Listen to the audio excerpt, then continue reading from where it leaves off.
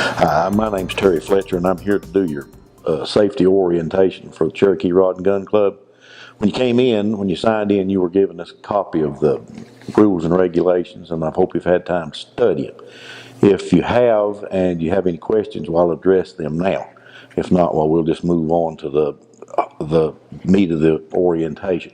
We're in the clubhouse right now, and this is available to you as a member of the club for parties, birthday parties, get-togethers, anything. It has a restaurant-style kitchen fully equipped. The only thing that you have to do this is to get this is to go before the board of directors and ask that it be reserved for you, and be required that you either put up a $200 deposit or hire Rick Bragg, who lives down here at the bottom of the hill at the gate, to do the cleanup and pay him. But it needs to be left in the same condition as when you got it. The first place that we're going to go is down here on the lower range, which is down at the bottom of the hill down here, and that is the range that gets the most of the work here at the club. Now, if you're going to come out here on a Saturday between April and October, you're probably not going to be able to use that range because it is scheduled for most of our competitive shoots. It has wooden benches and it has electrical power down there, and we have any kind of, or all kinds of competitive shoots. We have pistol, rifle, military matches, silhouette matches, whatever down there, and most of those are scheduled for Saturday morning and may run up until 3 or 4 o'clock in the afternoon. The range is out to 245 yards, 250, however your range finder reads. It has a fixed target holder at 100 yards. And when you're down there, you'll notice there are 17 movable wooden benches with seats attached. Now, we ask that you leave those benches in the way that you find them when you leave the range. If you happen for some reason to have to move those benches off the firing line and push them back to the back, then put them back the way that you found them, because the next match director will have to set them up that way. There are no glass, metal targets, or anything like that on any of the ranges, anything that will shatter. Now, down at this range down here, there are no bullet strikes closer than 25 yards. Now, that doesn't mean that you can't have a target that's closer than 25. You can have a bullet impact that's closer than 25, which means that if you're going to shoot a pistol at, say, 8 or 9 yards or 10 yards or something, you have to have a target holder that's high enough up to set that target up to where that bullet impacts beyond 25 yards, and that's the first row of cross ties down there.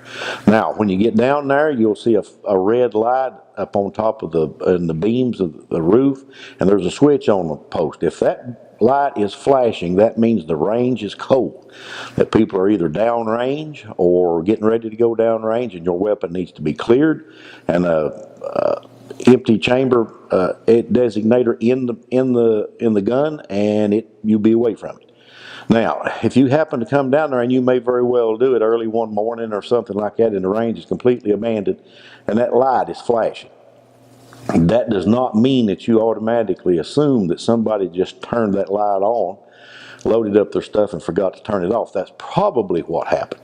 But you need to make a cursory effort to find out that nobody is downrange. Now, if you'll notice when you get down there, there's a area that curves off to the right down there that somebody can be outside of the firing line, and you need to go down there and make sure before you start shooting. As I said before, there's 17 benches down there, and a lot of times that's more than adequate. If you come out here during, say, the week before deer season or something like that, the range may be crowded, but you also don't know how many people are going to be showing up. So we'd ask that you only use one bench. Don't put your rifles and stuff on one bench, your spotting scopes and all this your other paraphernalia on another bench, and in your gun cases, and tie up three or four of the benches. We have plenty of adequate storage back behind for all that. You'll notice down there on the asphalt, there's a line painted there. There are no loaded guns behind that line. That's the firing line. Even if somebody comes into this clubhouse and he's got a gun he wants to show you, You have to take that gun, that weapon, down to the range, get in front of the firing line, point the muzzle of it down range, and make sure that it's clear. There are no loaded guns out of, now, concealed carrier, open carrier, things like that. That's another issue. But if somebody's carrying a gun and they want to show it to you, it's not to be pulled out of the holster or anything in this clubhouse. It is to be taken to the range, got in front of the firing line, and made sure it's clear before you even look at that gun. There are no exceptions to that rule. Also, when you get down there, you'll see a bunch of brooms and things like that. We ask that you clean the range, sweep your brass off the pads, and leave the range in as good or better shape than you found it. I would also note to you that there are no 50 BMGs, no tannerite, no explosive or incendiary rounds whatsoever, no tracers. Anything are allowed on these ranges, either one of them, but no 50 BMGs on the lower range. They just tear up all of the swinging steel that we've got set up down there, and we just don't allow them down there. There are also no shotguns down there, simply because we mow that range in shotgun shells and lawnmower blades just don't get along. So there are no shotguns down there. Most of the problems that we've tried to address, there are signs up. The rules are very well posted down there. If you'll just follow those on that range, you shouldn't have any problems. But also I ask that you be courteous. This is one of the largest gun clubs in the state of Tennessee, and while we have adequate facilities, you also need to be mindful of your neighbor. If you're down here and you've got a weapon that has a high capacity magazine or something like that, we ask that you don't stand there and fire off 30 or 40 rounds and cover your neighbors up with hot brass. One of the rules here that you'll hear violated more times than I like to accept is 1 round per second. Now, you're not supposed to fire any faster than 1 round per second, but if you stand around in this range long enough, you're going to hear that. You're going to be hearing that rule violated many times. But that doesn't mean that that we as a club sanctions it. It's just you may be called down or somebody make mention to it if it gets out of hand. All right, now we're going to move on to the upper range, which is when you're down on the lower range. If you turn right and go up the hill, you'll be on the upper range, and when you get up there, you're going to find out that it's much less developed. There's no electricity up there, and the benches are made of concrete, and they do not have seats attached. Now, and we also don't have any fixed target holders up there. If you're going to shoot on the upper range, you need to bring you something to sit on, either a bucket or a folding chair or something like that, and a target holder that you can move out. Now, we do have a dead level spot that's 50 meters over on the right hand side that we built for our 50-50 competitions, and so that is pretty well marked, and the bank is at the 50 yards. The rest of it is for your range holder. If you look up the hill, you'll see that there are steel swinging in the trees up to 450 yards at this time right now. Now, when you get up there, you'll also notice that there is a battery powered red light up there that most of the time works. If somebody leaves it on and goes off, it'll eventually run the batteries down, but most of the time it does work. But as a second precaution, there's a yellow caution tape. It actually looks like a fire hose that's hanging on the left hand corner of the shed. If you're going out to 450 yards, we need you to physically pull that tape across through there if you're up there and there's no one there to stay there and remind anybody that there's somebody that far down range. So make sure that make yourself aware of that tape. One of the advantages to the upper range is you can shoot shotgun slugs, you can shoot 50 BMGs, you can shoot basically anything except the no tannerite, no incendiary, no tracers, no flammable rounds of any kind are allowed on that range either. Now, when you do get up there, you'll find out that when it rains, it's muddy.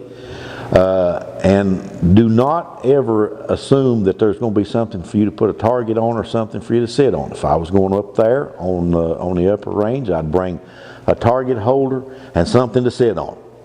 One advantage to that range is we do not schedule competitive shoots up there. If you come out here on a Saturday morning and the lower range is tied up with a competitive shoot, you can always go on the upper range because we don't schedule any kind of competitive ranges, matches or anything like that up there. Before we get to the pond, when you get back down to the bottom of the hill, you'll notice on the right there's a little roadway right there, and that is the practice archery range. I'm not a bow shooter, so I'm not really familiar with that. I know there's several silhouette targets down there and some targets. I do know that there's only field points allowed down there, no hunting broadheads of any kind. But if you're a bow shooter, why, that's where the practice range is. When you're going down through the gate, down the hill, when your card will open the gate down at the pond. Now, when you get through the gate, that gate has to be manually opened and closed. We ask that you close it behind you. When you get down there, you'll see a gazebo down there or a picnic shed that's been built, and that is available for you to use also. You just go through the same procedure and talk to the board of directors. When you get to the pond, you will see that there's a ramp or a dock that's built out into the pond, and it's accessible to wheelchairs. While we have no problem with you fishing off that, we do ask that if somebody handicapped shows up and that is the only place that they can comfortably fish, we ask that you let them have that and fish somewhere else around the bank. Now, the pond is deep. It's about 16 feet deep, and it's not, the creek wasn't dammed up. If you'll notice, we actually dug a big hole. So if you have children or anything, and if you don't watch them, there's no shallow part of the pond. If you get out there very far from the bank, the water gets deep really quick. There are a limit of 2 catfish per child to keep per day. The rest of it is catch and release on the catfish. Now, the board of directors has asked that, while we ask people not to stock it, over the years we've developed a population of largemouth bass and bass and bluegills in there, and if you catch those, we actually ask that you do keep them, to take them out of the pond. Turtles have a season. They have a season and a size limit. You can't just throw them out and kill them carte blanche, because they do have a season, and the game wardens do enforce it if they're down there. People ask the question whether or not you need a fishing license or not. In my opinion, you do, because we get those fish from the Tennessee Wildlife Resources Agency, and the game warden is down there many times during our fishing derbies and things like that. My advice to you is to buy a fishing license, and if you're of age to need one, have one. And when you go back out, if you would, please just shut the gate. When you leave the pond, you go back up through the main gate. When you turn to the right and go up to the top of the hill, you'll come to the trap and skeet range. Now, when you get up there are 2 skeet fields. Skeet has a high house and a low house. The trap does not oscillate, and you walk in a semicircle around through there. An actual round of skeets, 24 birds. Your first miss is shot over, and so you shoot 25 times. If you happen to have a perfect round, while you shoot the low house, the last shot a second time. We also have a singles trap up there, which the trap does oscillate, 25 shots to round both of them, and you move on 5 different stations and shoot 5 shots at each one. It's pretty self-explanatory once you get up there. Now, a couple of things about the trap and skeet range. If you decide to go through a second training course with the shotgun chairman or one of his representatives, you can get a key and open that range up whenever you want during regular shooting hours. And to do that, you have to give him 8 hours worth of work that does not satisfy your 4 hours that every member of the club is required to do. Now, when you give your hours to the club, you can either work 4 hours or you can pay $20. That is not an option if you're going to get a key to the shotgun range.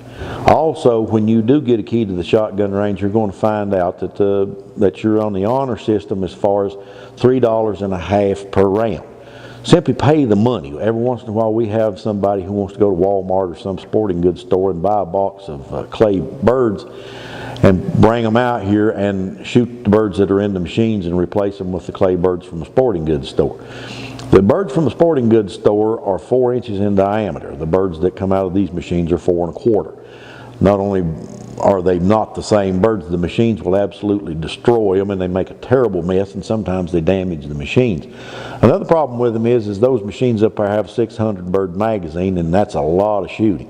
What happens is somebody goes up and shoots 100 or 150 birds, puts those birds in the top of the magazine, and 4 or 5 days later somebody else comes up there and inherits the mess that somebody else has made. Simply pay for the birds. Just take the birds, they're in there, pay the $3.50, and shoot the birds that the club furnishes. Simple as that. Don't try to get around it. People will ask you if you can come up there with a do-all trap and shoot hand-thrown birds. I don't have a problem. We don't have a problem with that as long as nobody else comes up to shoot. Now, if you're up there, it is a club. Does make some money for the club.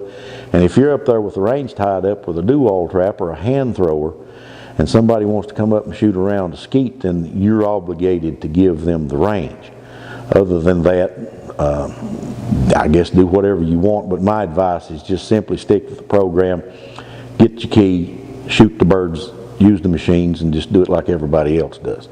There's a picnic shelter up there, or a shelter that you can leave your stuff, eat your lunch, whatever. When you come back out of the parking lot, you'll see a really steep road down the hill. That is one way, down only.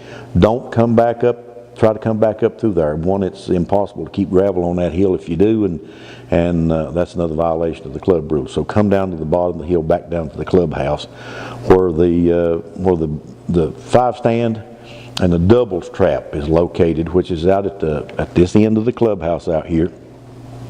Generally, the keys that are given out for the shotgun machines are for the upper range only. The doubles trap down here is a difficult to set up. It's a complicated machine. And the 5-stand is a big job to put up, and we have a 5-stand committee here that does a really good job. So when you come out to shoot doubles trap, or you come out to shoot 5-stand, do that with a committee member. Now, if you do get that key, you're obligated to open that range either 2 Sundays or 1 Saturday for 8 hours or 2 Sundays for 4. And during that, you're required to collect the money, and you are the range officer. You're responsible for what goes on at those ranges, including restocking the machines, collecting the money, and putting it in the drop safe down here. So with that, it is on the honor system for the rest of the time after you get the key.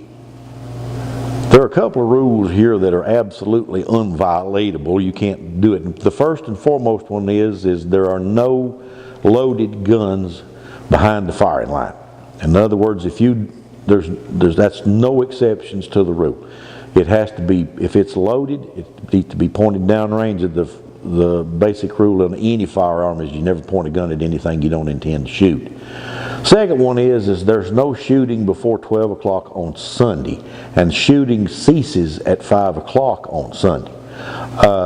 Simply because the churches around here, we have made an agreement with them that we won't disturb them during their Sunday services. So no shooting before 12 o'clock, and 5 o'clock means that you're done. Now, I'll give you an example. If you're up on the skeet range and it's 10 minutes till 5 and you decide you can get one more round in, and you're at station 7 or 6 and it's 5 o'clock, you say, well, I'll go ahead and finish out the round. No, you won't. You're done. It's 5 o'clock, and all shooting stops at 5 o'clock on Sunday. No loaded guns behind the firing line, and no shooting before 12 on Sunday, and no shooting after 5 on Sunday. Those rules have been in place for years, and that's where they stand. And if nothing else, why, I'll let you go.